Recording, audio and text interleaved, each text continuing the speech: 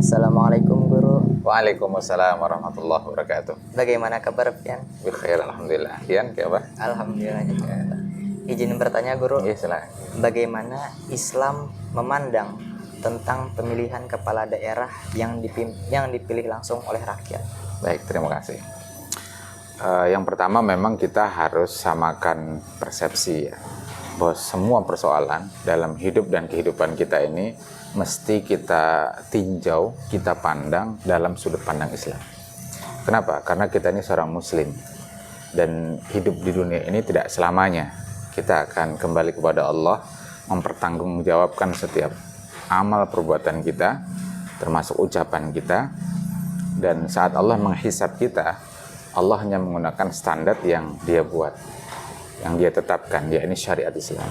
Karena itulah maka konsekuensi keimanan kita adalah meninjau segala persoalan itu dalam sudut pandang Islam.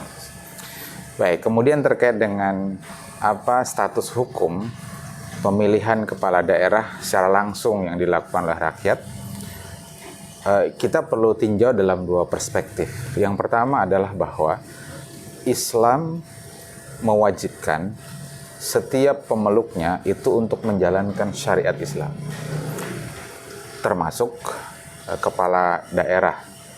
Ya, siapapun sebenarnya, termasuk kepala daerah, baik dia gubernur, kabupaten, bupati, maupun wali kota.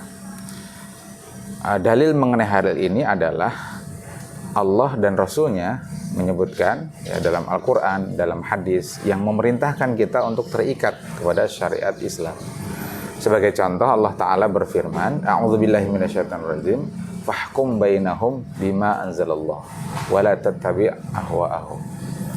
Jadi dalam ayat ini Allah memerintahkan kepada Rasulnya agar memutuskan persoalan, ya, perkara yang terjadi itu dengan hukum yang Allah turunkan dan tidak mengikuti keinginan-keinginan atau hawa nafsu yang itu bertentangan dengan syariat Islam. Ayat ini dan ayat-ayat sejenis memang seruannya kepada Rasulullah. Namun dalam kaidah usul ada kaidah yang menyatakan khitabun li Rasulillah, khitabun li ummatihi. Seruan kepada Rasulullah itu juga seruan kepada umatnya selama tidak ada dalil yang mengkhususkannya. Maka ayat ini dan sejumlah ayat yang lain serta hadis Nabi SAW itu memerintahkan kita untuk terikat kepada syariat Islam, termasuk kepala daerah. Maka semestinya seorang kepala daerah itu menerapkan syariat Islam. Nah, persoalannya kemudian adalah hari ini kepala daerah baik gubernur, bupati, wali kota itu mereka diangkat tidak untuk menerapkan syariat Islam. Mereka diangkat untuk menerapkan aturan yang dimusyawarahkan dan kemudian diputuskan oleh DPRD baik tingkat provinsi maupun kabupaten kota. Yang kalau kita mau jujur, peraturan-peraturan daerah itu tidak bersandarkan kepada syariat Islam. Produknya pun kebanyakan bertentangan dengan syariat Islam.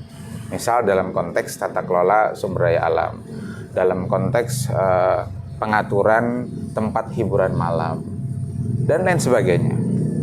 Maka berarti jabatan kepala daerah hari ini adalah jabatan yang tidak menerapkan syariat Islam.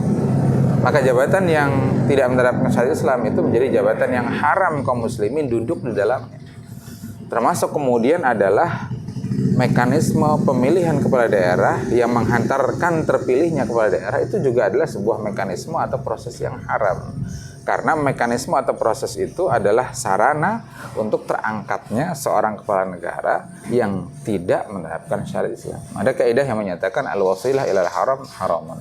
Wasilah yang menghantarkan kepada keharaman maka hukumnya haram. Ini alasan pertama. Alasan kedua adalah bahwa mekanisme pengangkatan kepala daerah dalam Islam itu tidak seperti mekanisme pemilihan kepala daerah dalam sistem demokrasi saat ini yang diterapkan di negara kita ini.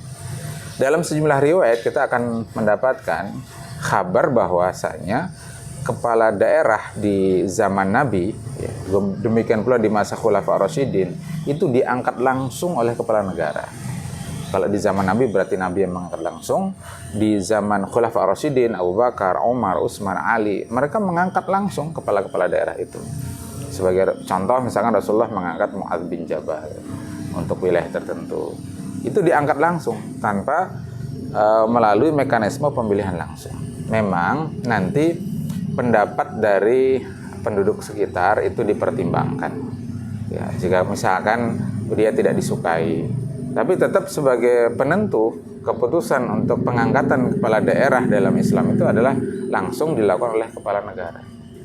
Inilah mekanisme Islam untuk pengangkatan kepala negara. Dan berdasarkan dua sudut pandang tadi, ya, dua kajian tadi, kami menyimpulkan bahwa pemilihan kepala daerah secara langsung, ya, seperti yang sekarang berlangsung, itu adalah bertentangan dengan syariat Islam. Jadi hukumnya haram. Maka semestinya kaum muslimin kembali kepada syariat Islam, yakni mengangkat kepala daerah untuk menerapkan syariat Islam, dan mekanisme pengangkatannya pun mesti sesuai dengan syariat Islam. Demikian. Wallahu ta'ala alam bishawab.